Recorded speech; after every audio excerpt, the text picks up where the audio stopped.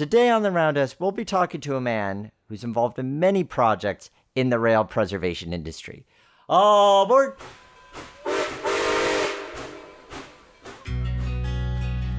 In days past, the roundhouse was where the railroad worker united with the steam locomotive, each to prepare for the journey ahead. Today, it's where we examine the history, the industry, the machines, the hobby, and the passion behind railroading. News, interviews, stories, and more. So climb aboard. This is The Roundhouse. Welcome to the Roundhouse. I'm your host, Nick Ozerak, and this is episode number 118 of our Trains and Railroading podcast, where we're talking about everything in the industry and the hobby. You name it, and we discuss it. Today, we're talking to Kelly Lynch.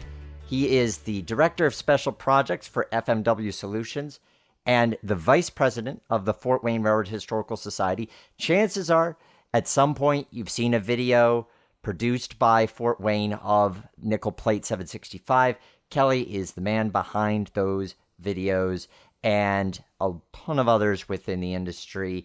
We get to talk to him about what led to his career and some of the challenges that he faced and overcame, conceptions and misconceptions about what he brought to the table. Before we get to that, though, I want to thank all of you who are supporting the Roundhouse on Patreon. You could go to patreon.com/the Roundhouse and subscribe for as little as $1 a month. It helps support the show. At $5 a month, you are actually getting early access to both episodes of this podcast, as well as our sister video series, What Makes This Layout Great, available on YouTube. I want to thank Bob Brooks, Douglas Donnell, Phoenix458, and Rudy Garbley for becoming patrons this month. If you want to join the crew, go to patreon.com/the Roundhouse. I also want to thank the Age of Steam Roundhouse for sponsoring today's episode. You can step back in time to see the culmination of Jerry Joe Jacobson's vision and explore his period-correct, accurately constructed brick roundhouse. For more information, visit their website at ageofsteamroundhouse.org.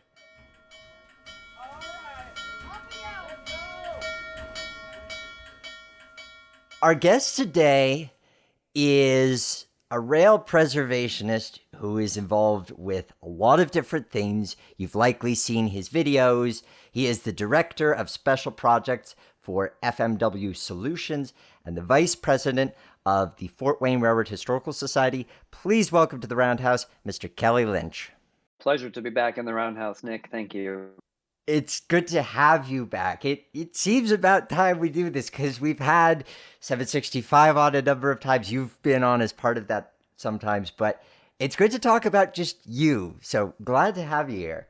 Oh, well, thank you. I usually prefer to let the work speak for itself, but I think we'll talk about a lot of things that are relevant and important to people today. So I appreciate it. Exactly. There's a lot of work to be looked at and to recognize that there's so much more than what people see on the surface of things. A good place to start is Fort Wayne. How did that play a role in the development of your love of trains? I was really lucky that my dad and I had a tremendous relationship and a friendship. And growing up, he imparted upon me the value of so many things that he loved and cared about. And history was a major part of that. My dad loved railroading, obviously. He also loved old phones and architecture. He was born in 1947, so he grew up to see the last of the steam locomotives. And his father was the roundhouse foreman for the New York Central and a master mechanic. So he grew up visiting his dad at the roundhouse and spending so much time there, and then passing those stories on to me. And even the house that I live in now, it's the house that I grew up in. The house is 100 years old. It's the first settlement in the county. And because the 765 was a part of my life from the beginning, I started to view Fort Wayne in Northeast Indiana through the lens of history very early on, and to recognize not just what we had in preservation, but what these machines and artifacts were once a part of. And that helped me come to love the story of Fort Wayne and try to make everything that we do with the Fort Wayne Railroad culturally relevant to the Fort Wayne of today. And to remind people, like, this is what your community looked and sounded like. It was this exciting. It connected you to these places. There's a sentiment in some conversations about Fort Wayne development that Fort Wayne will never be like Chattanooga or like Chicago, or like these other cities that are up and coming, so to speak. And I really hate those self-defeating sentiments, because if you look at a photo of Wrigleyville and then downtown Fort Wayne, Indiana, they are indistinguishable. They both had a major population base. They had public transit. They were hyper connected, hyper industrious, and of course, there are many reasons why Fort Wayne is not Chicago. But to think that history is a great lens to view not just history is a great lens to view your community, not just in terms of what was once there, but what is, I think, possible again. And I always talk about the railroads as a perfect bellwether of that. We had high speed rail 70 years ago, and now that passenger rail and high speed rail are a major part of our national conversation. The more we can help people appreciate what was lost or what once existed, the more you inform the culture and make people realize, like, oh, it's not so out of this world that I could get on a train from downtown Fort Wayne and get to New York or Chicago or St. Louis or whatever, because it was possible 70 years ago. Um, so really, my dad, and then he was part of the group that restored the 765 in the 70s. Um, Gave me this love and appreciation for history, and then Fort Wayne's history, and just how unique it was as a railroad terminal, and just as the city of small shoulders, so to speak, back in the day. The other thing it seems your dad gave you an appreciation of, which I resonate with as well, is obscure classic television, because you have this love of the Untouchables. And as a fan of The Man from Uncle, which is a show that I think a lot of our generation are also unfamiliar with, I can definitely sympathize with that love. Is that where your interest in film and media began? Yeah, absolutely. It didn't occur to me when I was a kid that working in film could be a job. In fact, I used to watch The Untouchables with my dad, just like he watched them with his, and I used to think it was a documentary. It was for real. So not only did my dad introduce me to this wonderful film noir TV series, The Untouchables, but there were, copies of Back to the Future and Raiders of the Lost Ark and Empire Strikes Back. So as a kid, you just watch those on repeat, and they become such a part of not just your childhood, but they teach you about storytelling. They teach you about film. Uh, of course, there was a period of time where I didn't know there were other Star Wars movies. All I knew was that there was The Empire Strikes Back. So my dad is really responsible for the two primary tracks that my life has run on, which has been railroading, preservation history, and then film and multimedia and marketing. What is your first memory of seeing 765? It is one of my first memories overall, and it's being in the cab of the locomotive, probably on the night before a ferry move to the New River Gorge for the New River trips in the late 80s or early 70s. I vaguely remember that it was around the time that I was in kindergarten, but it may have been even before that. And I just remember being, this small little life form in this amazing locomotive cab at night, and of course you hear the turbo generator running, and as a kid, every kid wants to blow the whistle, but I couldn't blow the whistle because they were up on top of the locomotive boiler doing some work. But that just left a lasting impression in me. And then, of course, like I mentioned, my dad told me these stories about visiting the roundhouse when he was a kid. So in a lot of ways, I think my dad had a very unique childhood. There were a lot of challenges with his upbringing, with his mother, who gave him up for adoption very early on. So the fact that he was able to have this experience and then to be able to pass them on to me, it's one of the gifts of fatherhood to be able to pass those things on to your children. Sadly, your father suffered a stroke in September 2001, and I understand that you were 16 at the time. So here were these things, trains, media, that you were able to enjoy, that he was passing down to you. How did your relationship to him and the nature in which these things you enjoy change or become new foundational blocks to that post-stroke relationship that you developed with him? So my dad, his stroke came 2.5 weeks after 9/11, and then about a week after I turned 16. So a very foundational age for anybody to lose their parent. And people always talk about how you never really know what you have until it's gone, but it's even worse when you do know. And my dad, because the stroke affected his brain in such a way, he suffered from aphasia, which meant that the speech part of his brain was corrupted. It changed his personality almost 75%. It just wasn't the same person to a large degree, and I recognized that pretty early on. Unfortunately, it took my family a long time to understand that my dad was the person my dad was went away that day in September and never came back, and there were vestiges of him left, but there was like a stranger sort of inhabiting his body. But because I was able to accept that pretty early on, I knew that I could still bring him joy and return the gifts that he had given me by continuing to like go and chase trains and to bring him on 765 trips and to continue to share this mutual love and this joy of railroading, of TV and film. I mean, I was still taking him out to movies up until a couple weeks before he passed away, just to make sure that like that parts of those relationship never would be changed by that stroke, even though he was significantly depressed in the last couple years of his life. And if anything, my dad was 52, 53 when he had his stroke, so still pretty young. And as a 16-year-old, that is the biggest takeaway I had was that life is short.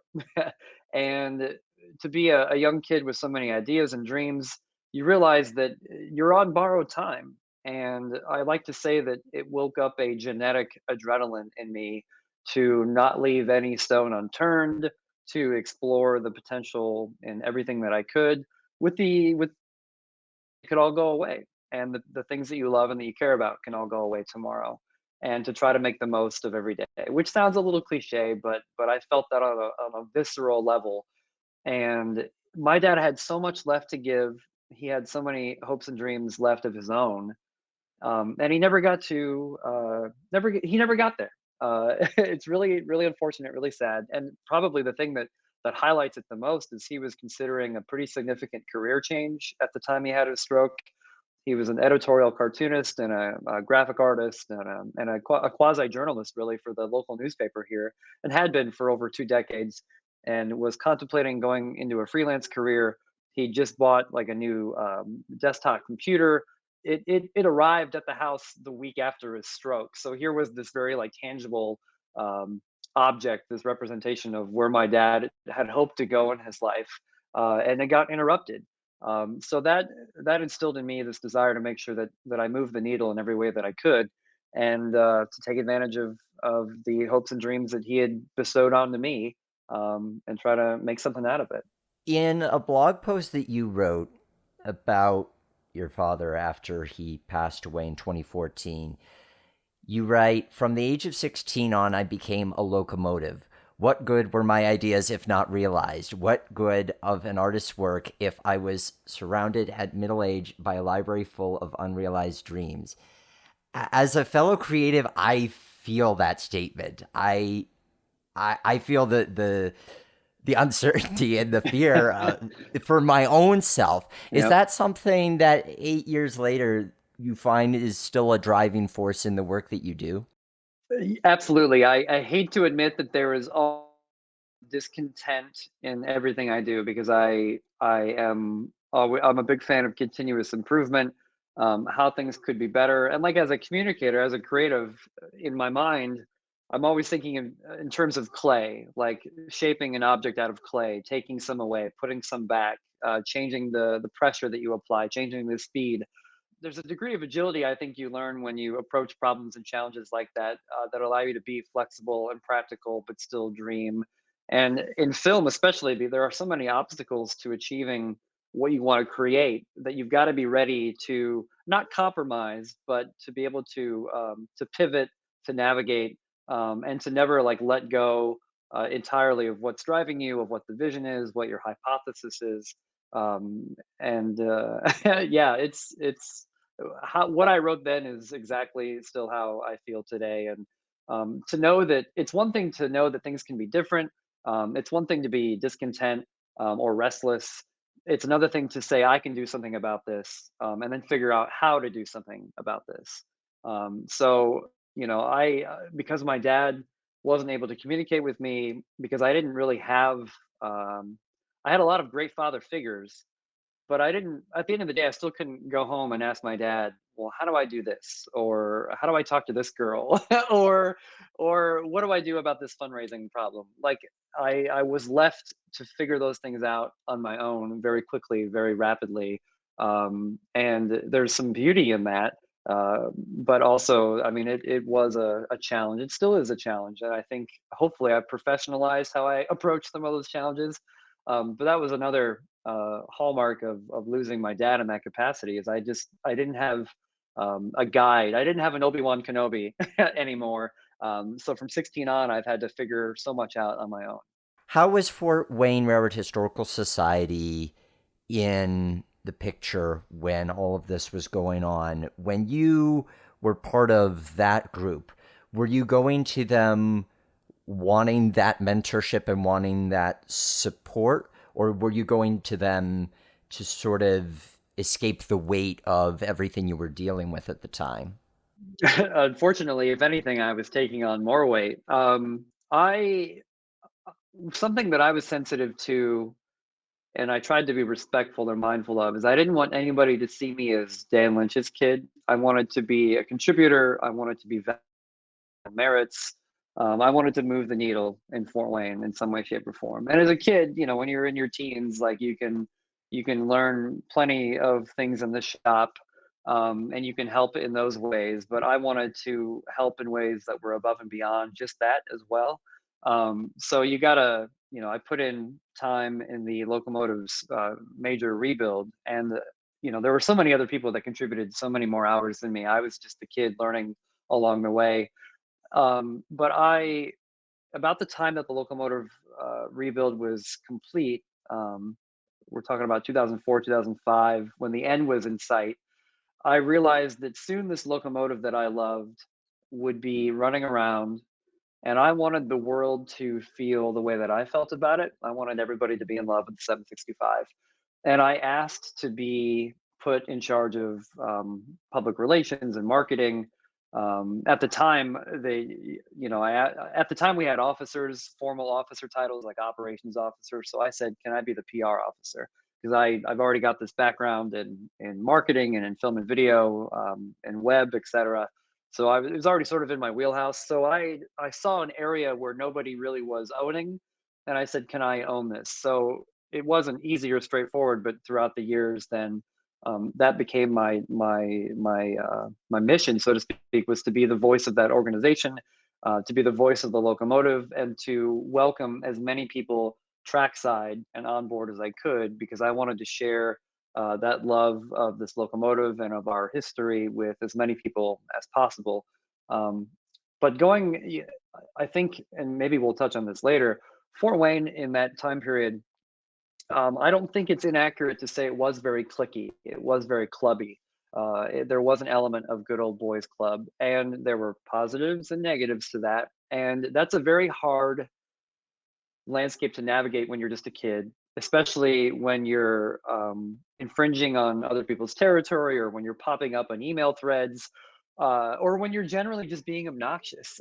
Like you're challenging the status quo. And I think a lot of people that listen to this podcast may identify with how nerve-wracking it can be to be filled with so much enthusiasm and interest and a desire to help, but not really having the path in which you can be the most helpful, and also avoid like pissing everybody off in the process. And there were people that definitely objected to my participation, and those are informative experiences too, because I wanted Fort Wayne to be more welcoming, to be more inclusive, and I didn't want other people to have the same experience that I had, even as a kid that grew up out there, to feel unwelcome or to feel alienated or to feel like there was this clique that you couldn't break through or break into.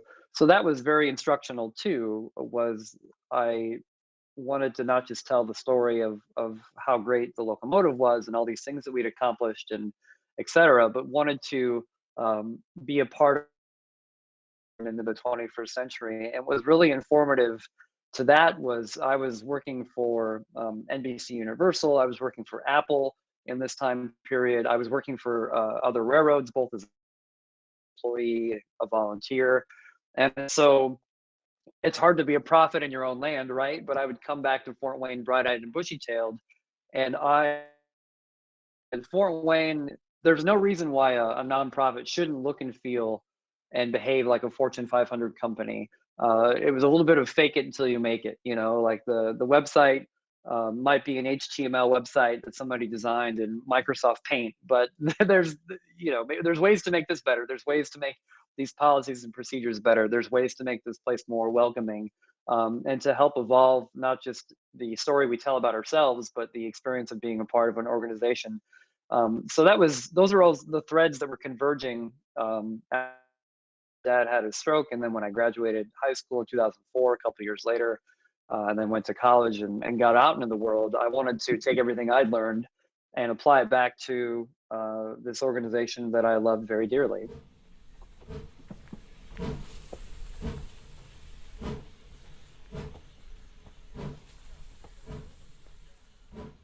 The Age of Steam Roundhouse, a true treasure of railroad preservation in Sugar Creek, Ohio, continues to make great strides with a number of unique restoration projects.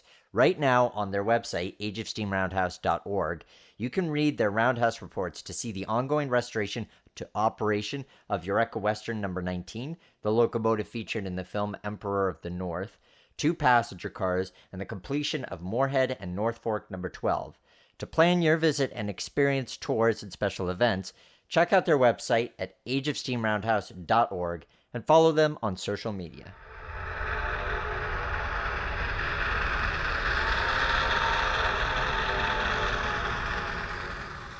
Let's establish what helped to give you that initial footing so that you could be entrusted as the PR officer. Your first impression of film is, I can't believe people get paid to do this. Then at some point you realize, oh yes, they can and they do. How was that transformation in your life when you started to say, this is something that I care about in terms of A, expressing myself, and B, making a living off of? So I was very lucky that after I graduated high school, I spent a season as an employee of the Ohio Central Steam Department, and there was a opportunity in Los Angeles, an internship that I got at NBC Universal and the New York Film Academy. And I had ideas about going to a regular accredited university or college like Columbia College in Chicago. But this was obviously an opportunity I couldn't pass up. Well, it was a part of a thing that I'd entered and went through a couple different rounds, and it was basically a sponsored internship where everything was paid for. So I was in Los Angeles, living in Universal City, right against the Universal Studios lot. Spent some time in Torrance as well, and all of a sudden I was there, out of the frying pan into the fire. So I was a kid on the back lot where they made Back to the Future, where at the studio where Steven Spielberg had gotten his start, where Jurassic Park, all of this cool stuff that was very formative in my younger years. So all of a sudden I was on the back lot working on projects, working on my own projects, being a part of film crews, being a part of commercials, walking through the War of the Worlds set. That was pretty incredible, and it was very reaffirming because I remember very specifically there was a day that I was on the back lot, and I was like, "Oh, I'm right where I should be. I'm doing exactly what I want to be doing in the place that I want to be doing it at." And I think it's rare that people can enjoy that type of clarity, but I was able to officiate that start in the film business there, and started doing freelance film work once I left Columbia College a couple years later. I did eventually move from LA to Chicago, and went to Columbia College for a couple years. And then in college, started making projects that were winning awards. Oddly enough, there were trains involved with those films too. And then I moved back to Indiana, 2007, 2008. Spent another season at the Ohio Central in their steam department, and just started bouncing around, working in the film industry, working in the railroad industry, working in the film, working in rail, and have been on that path more or less ever since. Matt Donnelly asks, what were your biggest surprises working in the film industry? I can't think of any major surprises, but I think what I think was very educational was just how instructional working in the film industry was for everything else in my life. The importance of culture on a set, the importance of not losing your cool in front of people that you're leading, the importance of having a persistence of vision. And this is a thing I always talked about when I taught in film school a couple years later. Having a vision that everybody can buy into, appreciate, and be a part of making happen. And there were so many pieces of that filmmaking puzzle that would later apply to so many other aspects of my life. But storytelling, it all boils back down to storytelling. What is the story that we're telling, and how do we tell that story? How do we execute? And from a leadership position too, like how do you inspire people to show up and do their best and be a part of this and believe in it, and eventually turn out a product that checks all the boxes, that is profitable, that is entertaining, that is informative, that moves people. So that was, even though it wasn't a surprise, so to speak, it was just amazing how instructional that was. If you're a director on a film set, you are the captain of the boat. Everybody's looking to you, and if you lose your that will have effects. Just like if you're a boss in a retail store or in a back shop, if you melt down or treat someone poorly, that will affect the morale. It will affect the culture. It'll affect the effectiveness of the people underneath you that you're depending on to achieve this greater vision. From your perspective, Kelly, why does filmmaking matter to the railroad industry and to rail preservation? I think this would be a different answer 20 years ago, or 30 years ago, or maybe even 15 years ago. But because is king, because we consume so much multimedia on our devices, film and video content is key to introducing our world to other people, to marketing the feelings and the stories and the attributes and the impact of our industry, and making people feel good about it. And I have been so lucky to be able to take my love of storytelling and apply it to this industry that I care so much about, because ultimately we're trying to win people's hearts and minds, and film is the gateway to do that in so many ways. And almost, it's unfortunate too that not many people read anymore. They don't read the same way. Reading comprehension is a lot different. Digital literacy is so much different too, if people are even taught that. So people will rather watch a video than read. And if you have a 2 or 3 minute video that can help sum up who and what you're doing and why, it will be more effective. It's an essential part of your tool belt in reaching people. And because you don't have to buy a television ad anymore, you can just throw a video up on Facebook or YouTube. That is like one of the number one ways that you can build your brand, build authority in your brand, and create this perception that hopefully matches your reality, to the world outside. I think a lot of people today, it's no secret, or at least I hope it isn't a secret, that you guys have a pretty robust volunteer program with a lot of younger people, a lot of people traveling out of state to spend their time helping you guys out, which is really impressive to see. But it's not really surprising to hear you say that that wasn't the case, say, 20 years ago, and even when you were initially getting involved. What factors led to recognizing the need for a cultural shift and being more inclusive of outsiders? I think success is a great way to lead people towards evolving. And obviously, when you have a locomotive that is just a boiler and frame and drivers and 1,000 parts scattered around a building for 4 or 5 years, that is not as alluring to many people as an operating steam locomotive. And that can explain a little bit of why there was just the core group working on this locomotive throughout the late 90s and early 2000s. The locomotive itself, as an operating attraction, does so much to welcome people in. It's the siren, the Pied Piper, so to speak. But what's important is once they get there, they might, like I was touching upon earlier, they might have all of this enthusiasm, but you want to be able to channel that enthusiasm into a contribution that is meaningful and where a person feels like they are valuable and valued. And a couple weeks ago, I was on a Santa train event, and I was just thinking, like, what are ways to try to encourage people? What are easy ways to get people to make your organization more welcoming, more inclusive, to make people feel valued? What's an easy way that anybody can do it? And I was thinking to myself as I was setting up fog machines and Christmas lights in my conductor's uniform and welcoming people into our Santa's workshop. One of the simplest ways is if you're a volunteer or an employee at a railroad organization or a museum, and there's not somebody walking around at every event saying thank you, be that person. It's one of the simplest things you can do is to make someone else feel recognized and seen and heard. And and that goes for any job.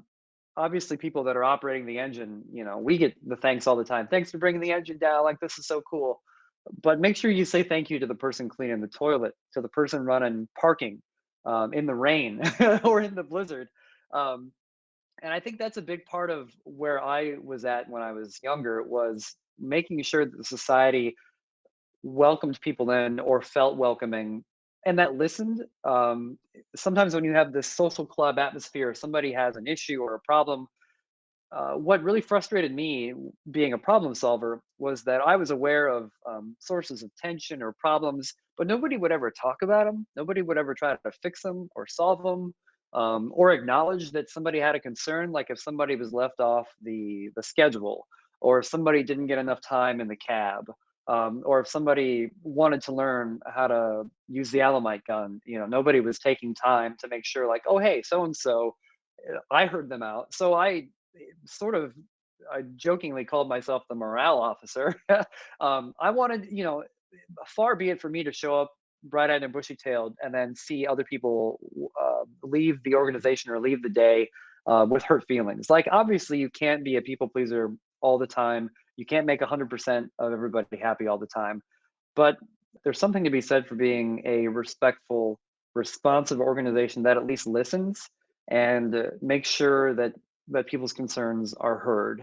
And so just starting from that standpoint, and then making sure that what ended up happening is so much of the material that the society was putting out, whether it was digital or written, video, photo, I was the conduit for a lot of information coming back and forth. So if somebody had a problem or an issue, I would normally be the crossroads where I would hear it or intercept it.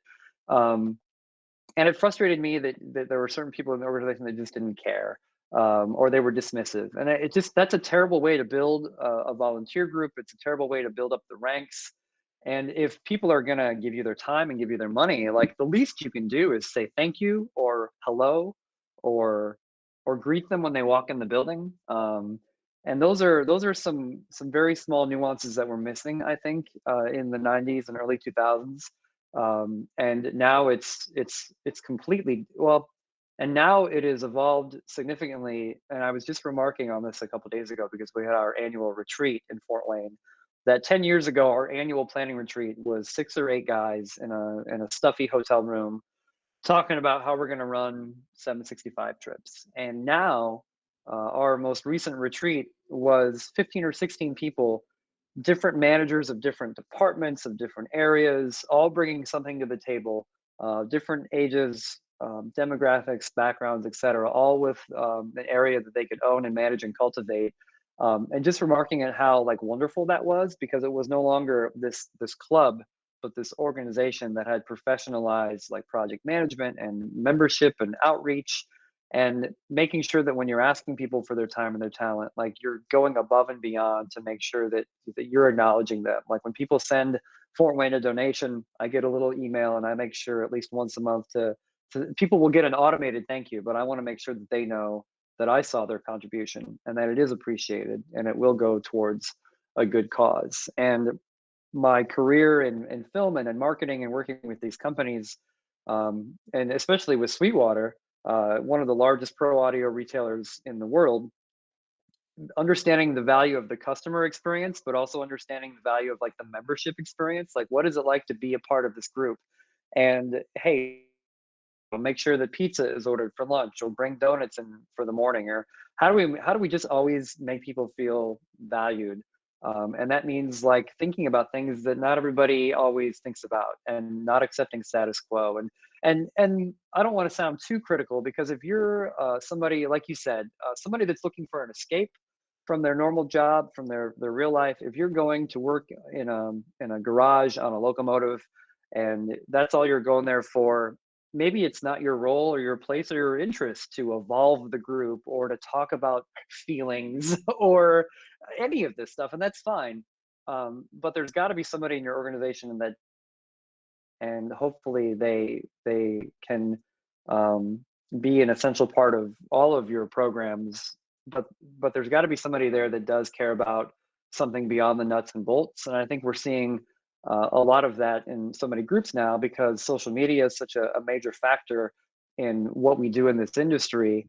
And if you are not an organization with a robust presence, and with a consistent, coherent, welcoming message, like obviously you're going to have a hard time keeping your volunteer ranks filled. But one of my biggest concerns growing up was, how are we going to welcome people in? How are we going to expand our ranks? How are we going to preserve these skills and pass them on to other people? And really do what we say we're doing, which is historic preservation, which is preserving these heritage skills and these experiences and these traditions, et cetera. And it's really grown to now we have a membership and outreach manager, we have a membership coordinator, and those volunteers' jobs, it's Chris and Brad and Sam at our group. It's their job to be the communicators to volunteers in the membership, to keep people posted, to make sure they're taken care of, to make sure they feel welcome. Because if you show up at the shop and you ask somebody that's in charge, when's lunch, or where's my membership card, they're not going to know. They're not going to care. It's not their job to be responsible for that, but it is a responsibility of these other people. So that's just sort of a sampling of just the journey from being the good old boys club to being the organization that we are now. Last month, we were talking to Dr. Robin Coombs about this idea of social capital, and this idea that historically, up until recent, I think there's been this large idea of the JFK, ask not what rail preservation can do for you, but what you can do for rail preservation. But I think there's an increasing need to recognize that no, rail preservation actually does need to do something for its staff, for its volunteers.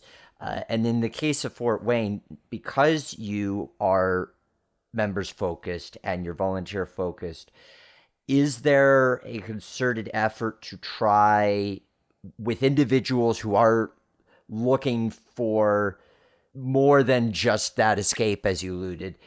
Are there ways in which you're looking and saying we can develop people to give them skills that benefit them even beyond rail preservation? That's a great question. I think people love to be a part of something greater than themselves. And that's definitely one of my mantras. Like, I want to be a functioning cog in some great machinery, something bigger than myself. And part of, I think, what has driven me is everybody wants to be in the cab. Everybody wants to run. A lot of people want to fire, and I love to fire. I am one of the regular firemen on the locomotive. But understanding that there's so many other duties and responsibilities that are important to getting an engine that you can fire or that you can run. And one of the pieces of advice that I would give people is, if you're at an organization, there might be an abundance of machinists. And I'm a terrible machinist. Don't ever ask me to do anything like that. I can be a good locomotive crewman, But I leave those skills for other people. But go to where there is an opportunity or an opening or an area that there isn't something that somebody is owning, and say, I can do this, or this can be my domain. I can be the expert or the professional. And it may be an area that nobody else has a skill set for.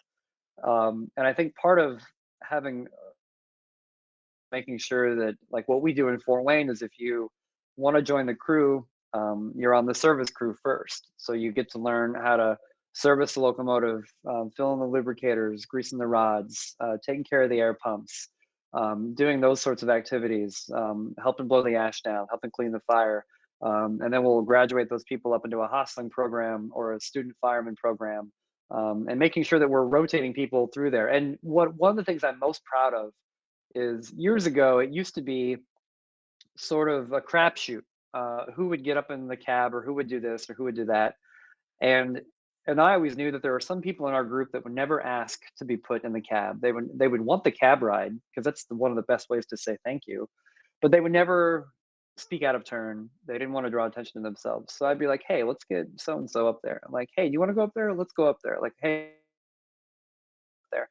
And now, when our president and crew chief gets on the crew car, like when we're at Steam in the Valley, he'll go, all right, who wants up in the cab? Who hasn't been up there yet? And that's so great, because that is a person in a position of leadership, making this opportunity available to anybody that is in the crew car or the tool car. It doesn't matter how many hours you put in or how much you've donated or any of that stuff. As long as you have committed some time and some energy, we really do our part to recognize that. I don't know. Did that answer your question, or did we get too far off track? No, you're right on track. And it's phenomenal to see how Fort Wayne, as a result of all of this growth, has enabled other people to grow in their skills and their opportunities to volunteer in their confidence. And certainly for you, I see, when I look at the videos that you've put out, and I see how your filmmaking has evolved through what you've done there, as well as what you've done through your other projects, notably the Coca-Cola commercial that you put out. It's phenomenal that this has been an organization that, yeah, it's about making a big engine go choo-choo, but it's kind of more than that at the same time. We are preserving history, we're making history, but we're also preserving memories and making memories. We are making people feel things. And that's why one of the most interesting parts of my career lately has been getting involved in placemaking. And placemaking is a term for creating a space that is interesting, entertaining, educating for people to be in. So it might be a city park, it might be an event, but making places that people want to be a part of. And that is so much of what we're trying to do with our events and our programs and our locomotive and our organization. And I should put in a caveat here: it is not perfect. It is an all volunteer organization. There's so many things that I wish I could do, but just don't have the time and resources for. I'm so glad that we have a team, and we've built a team up to be responsible for so many things, so many projects, from our SD9, our Wabash steam locomotive, our caboose. I should put in a caveat: our program is far from perfect, and that's why I'm a huge believer in continuous improvement. We may not have done every item on our list this year, but we'll get two more done next year, and the year after that, and the year after that. And in a volunteer organization, like I said, you can't make everybody happy 100% of the time, but at least you can make people feel valued and respected and listened to. And like I said, if there's not somebody at your group going around saying thank you to people and making them feel welcome, that's your job. Be that person.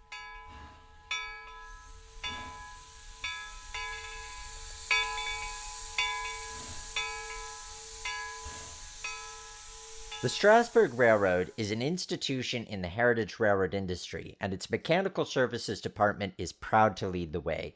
With the knowledge and experience that has created one of the most reliable steam railroading experiences in the country, the Strasburg Railroad is excited to offer their expertise to the rest of the industry. Strasburg's professional team provides consulting and technical assistance to take your steam locomotive or railcar project from idea to finished product. They stand behind their work and always strive to meet their customers' needs for quality, historic accuracy, and reliability at a price that is fair. Unlike many competitors, they feature a fully equipped boiler, railcar, and machine shop, so the work gets done in-house, helping you to get more for your money. Send your inquiries to mechanical@strasburgrailroad.com and let the professionals get to work for you.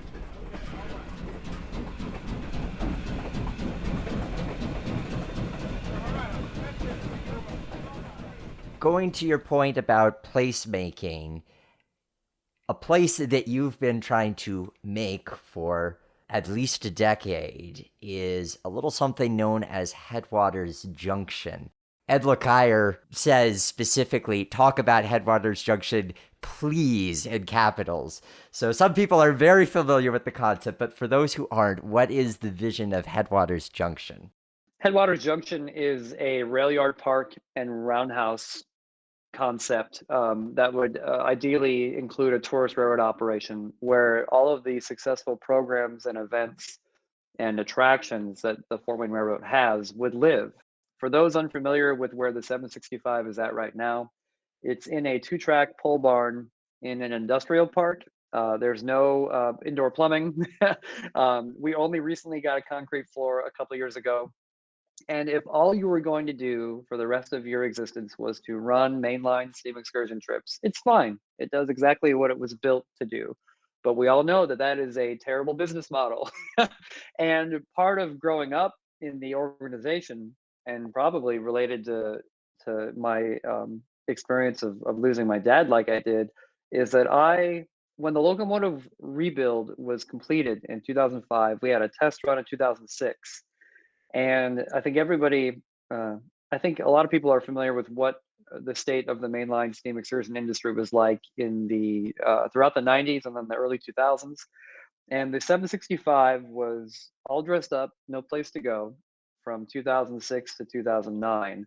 And that is a long time to have an incredible asset sit there in a barn. Now, we fired it up for open houses. We had a couple of operations that got canceled last minute for a variety of reasons that will never be public.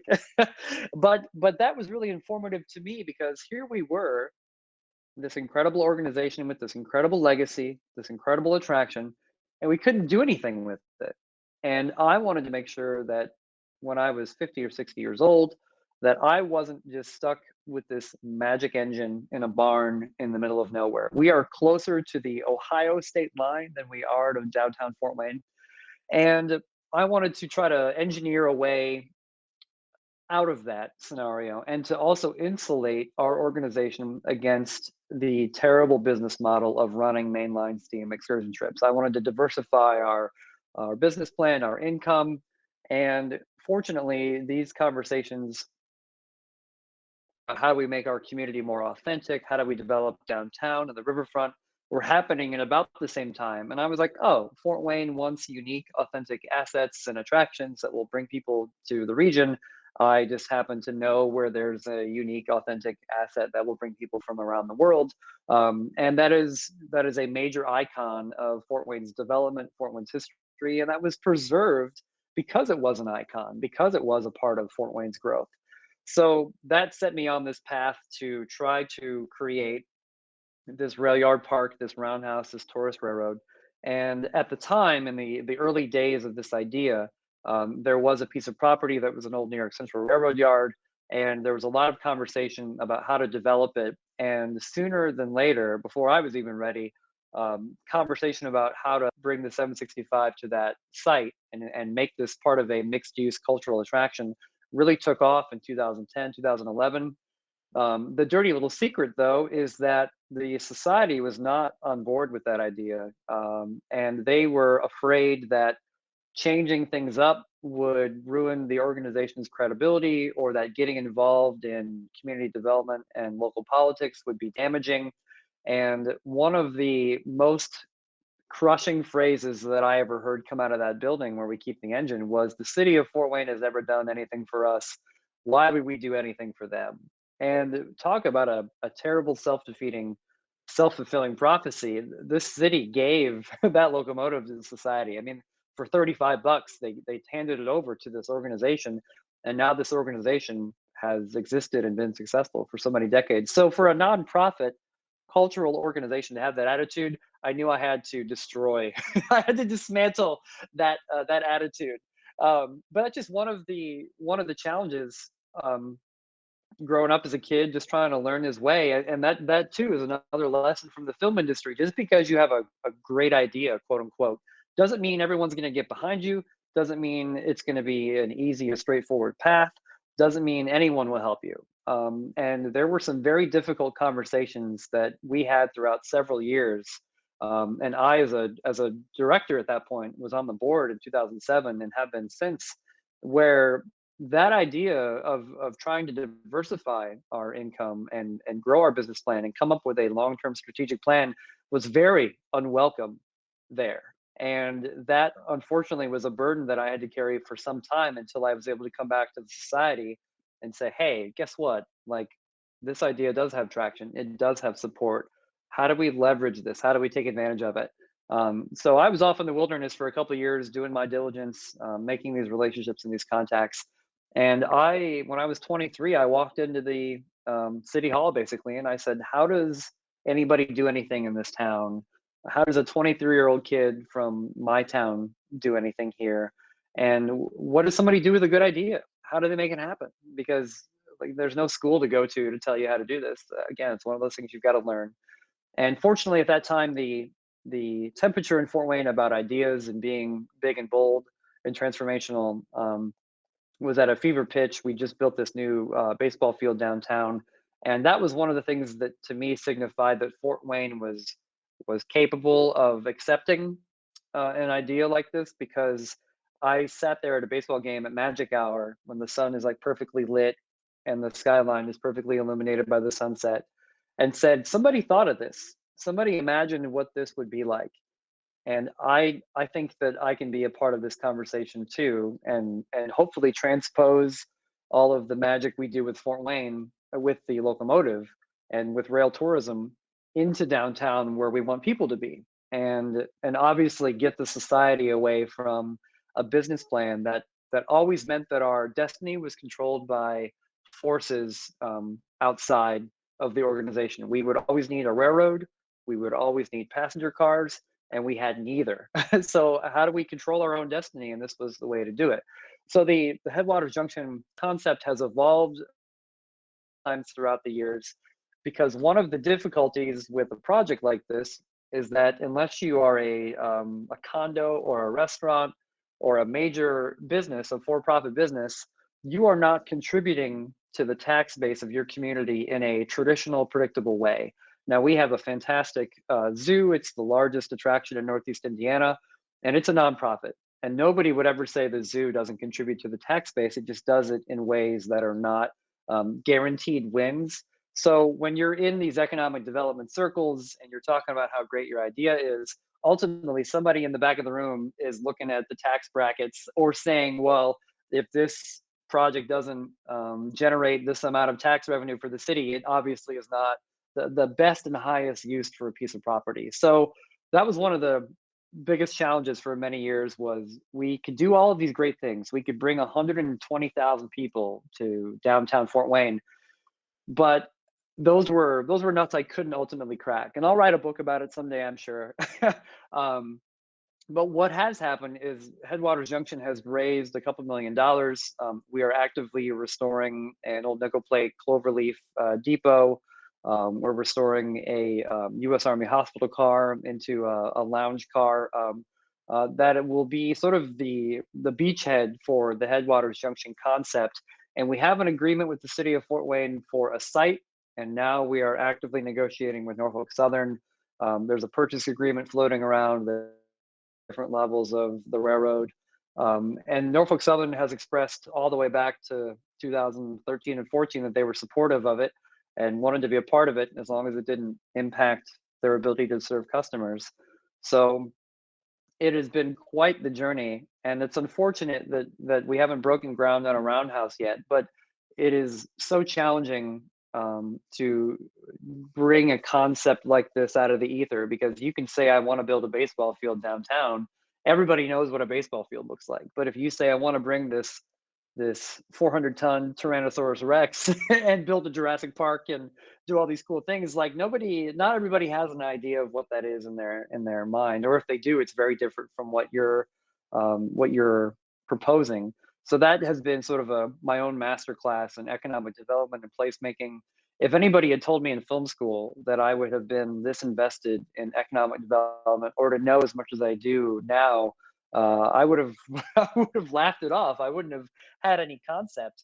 But ultimately, Headwaters Junction is the natural outgrowth of what we've been doing for so many years in Fort Wayne, and it justifies our mission and vision, because we can't take on more projects or restore more cars or cabooses or locomotives unless we have a business plan that justifies it. There's no sense in pouring all this heart and soul and money into this stuff unless we can make sure that it will exist beyond ourselves. And so Headwater Junction continues to evolve. It may still yet evolve, but it has opened so many doors for our organization. And chief among the opportunities that it has achieved is that it has introduced people that would have never thought about the 765 in their entire lives to what we do. And it has made us culturally relevant. And it's been sort of our backdoor way to get people excited about what we do, because we are one of the best kept secrets in the county, in the area, because we are in this nondescript building in the middle of nowhere. But I envision a future that is better than the industrial park, and fortunately, there are so many other people that agree with that sentiment too, and they're excited. The reality of rail preservation is that survival is contingent on, I envision a future that is better than the present. Yes, absolutely. I envision doing more. I envision looking at what's going to be the most stable. I mean, in his thesis, Dr. Coombs mentions the importance of owning the land that you run on. And so your vision of having a place where you can run 765, doing shortened excursions any day of the week that you want, because it's your property, is very forward thinking. Yeah, I appreciate that, and I agree with him very much. It has been my mantra. Whether I meant it to become such a huge part of my life or not, I may not have. I just wanted to prove to myself whether or not it could be something that would happen, because when this does reach its logical conclusion, I want to know that I did everything possible. And if it's not going to be this, I need to start working on plan B, C, D, E, etc. And I think a lot of people, like, originally we had a New York Central freight house that was a part of this project that got knocked down by some owners of the property that could have cared less about our project. And a lot of people thought, oh, Headwaters Junction is dead. In fact, a lot of people in the society thought that too. And I was like, you guys, the freight house would have been great. And in fact, to this day, it's still a parking lot where it was torn down. But this idea is so much more than just a structure. It is so much more than just a steam locomotive. And in a lot of ways, it's been about trying to grow this nonprofit organization into a cultural institution that is prepared for the 21st century, and that creates an attraction that caters to 21st century attitudes and mindsets and preferences. And it's been the best of times and the most difficult of times, because there is no easy path to doing anything in this industry, let alone trying to build a roundhouse. But there have been so many milestones that we've achieved, and one of them that helped finally bring the society fully on board with this concept was in 2013-14. The consultants that the city had hired to envision the city's riverfront, in the middle of this 700-acre, $500 million riverfront plan, was a roundhouse and a turntable and a tourist railroad. And for that to happen in 2014, I think is pretty incredible, because the consultants were like, yeah, this would be amazing for everything you guys want to do.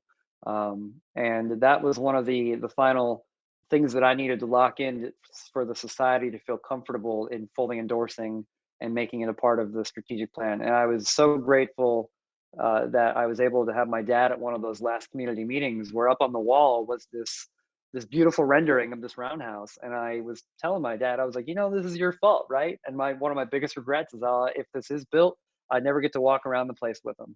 Undoubtedly, though, the spirit that fueled his own preservation and his own drive with the organization that he transferred to you, it's safe to say that that will be there no matter what. Yeah, I hope so.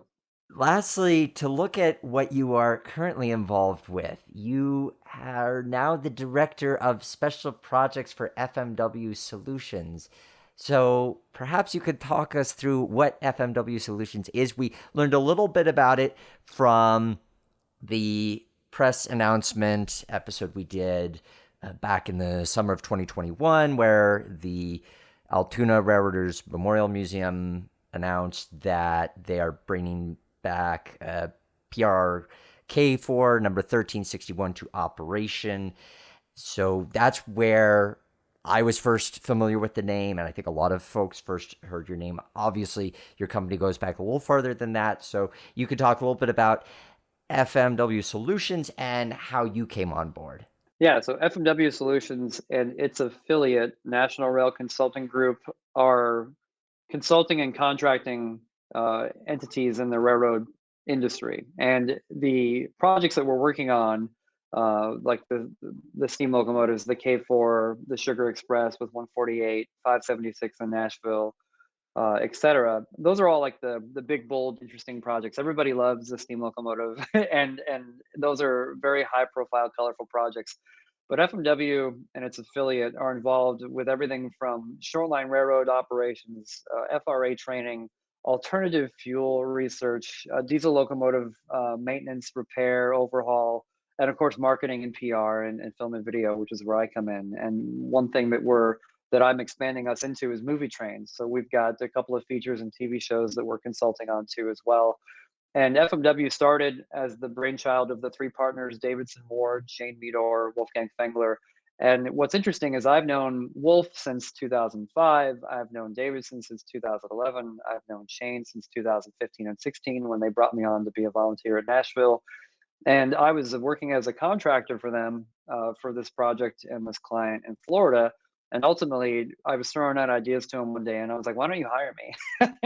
And so a couple months went by, and we kind of came up with this title, this position, director of special projects. And I handle everything that is public facing, everything that is involved in preservation. So one of the things we do as we work with clients is we obviously want to showcase our work. So we pass on the film and video content and the PR and the goodwill to our clients, like U.S. Sugar and like a few that will be announced here shortly, like Altoona.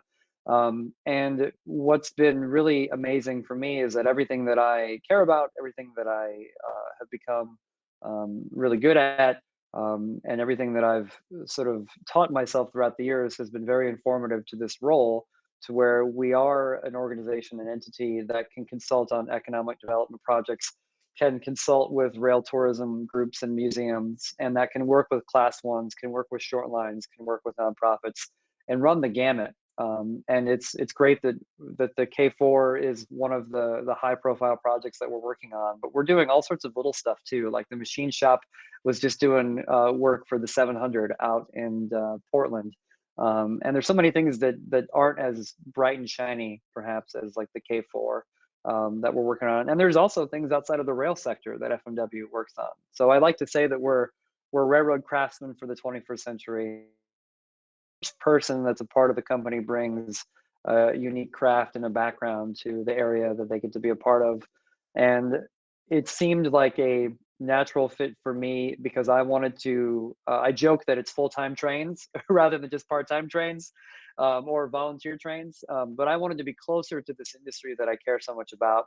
And I feel very lucky that so many of the skills and experiences that I've had as a volunteer and working in the nonprofit world, and also working for other railroads like the Ohio Central and RJ Corman, et cetera, can inform what I'm able to do now as an actual career on a day-to-day basis. So, like just this week, we're working on a big movie train project. We're working on the next trip for the Sugar Express. We're filling out quotes and proposals for other projects. There are so many exciting things happening, and I was able to get sort of a preview of that before I joined, and I was like, yes, I I want to be a part of the effort. I want to play a small role in the K4 and all these other these iconic projects in our industry, and do what I can to help move other organizations forward, just like I've been able to do with Fort Wayne. When you look nationally at where rail preservation is now, what makes you the most excited about how rail preservation has evolved, especially with regards to communications?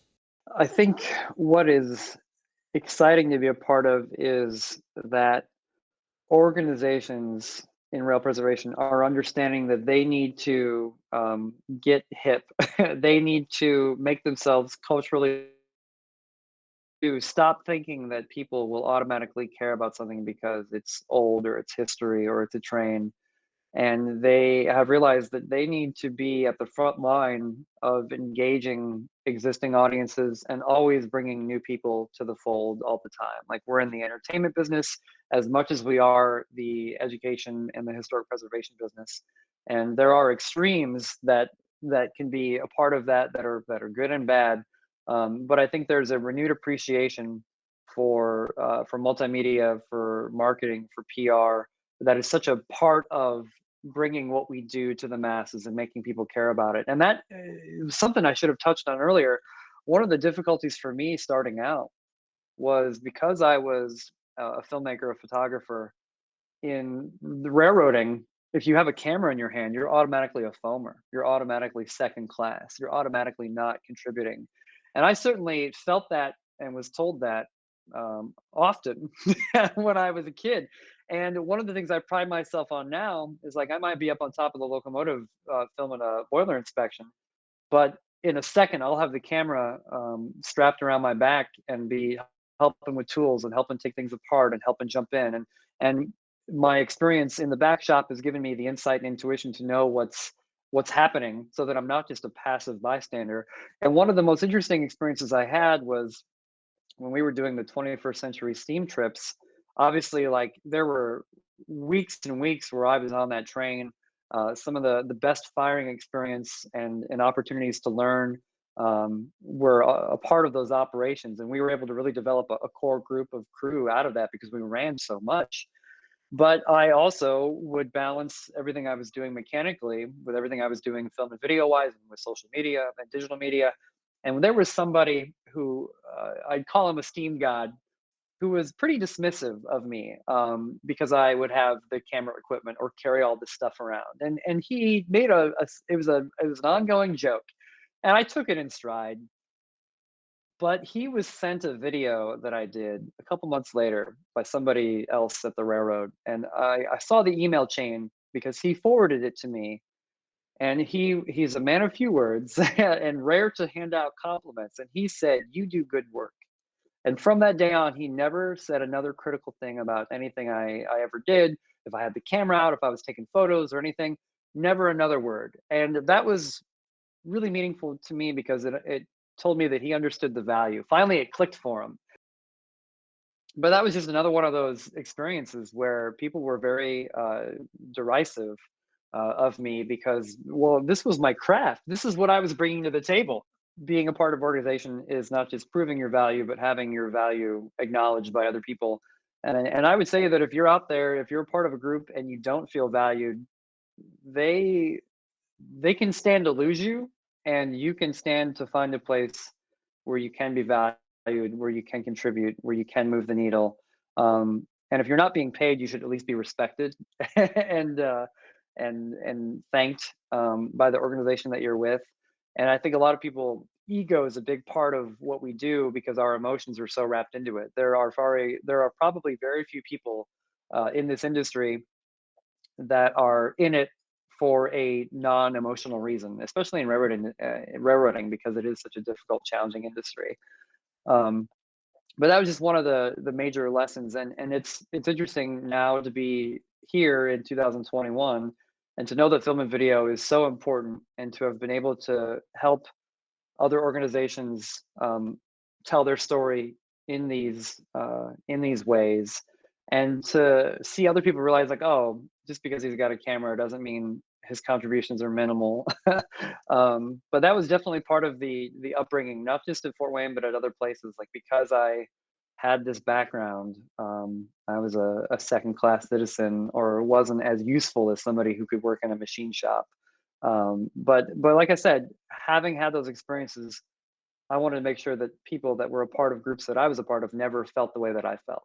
What's something that you would encourage all groups nationally to address? What's a challenge that you see out there that is facing a large percentage of groups that you would encourage everybody to try to work on? I think what I'm really trying to get at is this. One of my mottos is to take your work seriously and yourself lightly. And that's because what we're doing in the grand scheme of things is not saving the world. We all want to feel important and like what we're doing is important, and it is, but we're not saving the world. We are not curing cancer when we run our trains. But what we are actually doing through preservation, through saving history, through honoring these practices, these traditions, this industry, educating people, bringing them joy, all of that contributes to our quality of life. So while we're not saving lives, we're in the business of making life better, more fun, more rewarding, more fulfilling. And that's why it's important to take care of people. Because if we're not improving the quality of life of our customers, our staff, our volunteers, our crews, we are ultimately failing at our mission. You can't see this because it's an audio podcast, but I am nodding very vigorously. Don't hit your head on the microphone. I will do my best. The state of railway preservation is a topic that is always on my mind. And something that I'm excited about is that TJ Gaffney and Robert John Davis and I were hoping to make the Ahead of the Torch Facebook group a more progressive entity that helps advocate for change, for evolution in our industry, and that can help provide more guidance and advice. But if you've been on the Head of the Torch on Facebook, you know that there's been a lot of 11th hour crises that have popped up, but there's so much to be learned from successes as much as failures. And those are conversations, some of which will be uncomfortable, that we're hoping to have in the future on Ahead of the Torch. Kelly, thank you so much for joining us here on the Roundhouse and sharing your experience. It's always a treat to see what projects you have going on, and especially with what you are doing with FMW Solutions. That's something to watch in general. Kelly, thank you so much. My pleasure, Nick. Thank you. And now, the question of the day. Last time on the Roundhouse, we were talking to Dr. Robin Coombs, who recently completed his PhD in Heritage Railways and a wonderful thesis examining the heritage railways of the UK, past, present, and what the future holds. That led to the question, what makes you most optimistic or most concerned about the future of rail preservation? A lot of really detailed responses came in, and it was great to hear your different perspectives and thoughts on the matter. First, from Brian J. Smith, optimistic. Teenagers and those in their 20s are enchanted by interurbans, streamliners, and steamers, along with several organizations that run their operations as a business and not as a fan club. Pessimistic, places that are run like an old boys club or very wary of people that are in any way different from themselves and the company they like to keep. Nick Turnetti writes, the disconnect between a livable wage and both the available resources and expectations of most heritage operations. Every year, the amount of regulation, oversight, and compliance increases for operations large and small. Attempting to fulfill these obligations entirely with volunteers is quickly becoming untenable for even the smallest and simplest organizations. Yes, exceptions exist, but they are just that, exceptions. Whether we like it or not, the need to professionalize at least the management and organizational structure of heritage operations is growing. And with that will come the need to attract and hire people from outside the current sphere of interest. The only way to continue to grow and prosper is to compete for future employees, and that requires more than platitudes about preserving history or opportunities unavailable to just anybody. It requires fair and competitive compensation for what is always a challenging and demanding profession. Wonderfully said, Nick. Thank you for sharing your thoughts on that. We had Nick on several episodes back talking about the Mark Twain Zephyr. I encourage you to check that episode out. But I think that he is right on the money. Yes, we need to diversify and we need to appeal to as broad a range of people as we can for a whole host of reasons. Your question of the day for this episode is, what makes you feel part of a team in a railroad organization? Let me know on the roundhousepodcast.com. Links to social media are there. Don't forget to check out our Patreon, patreon.com/theroundhouse, for cool perks that we're offering. And I thank you guys so much. 2022 is another great year at the Roundhouse, and that is because the Roundhouse is our house.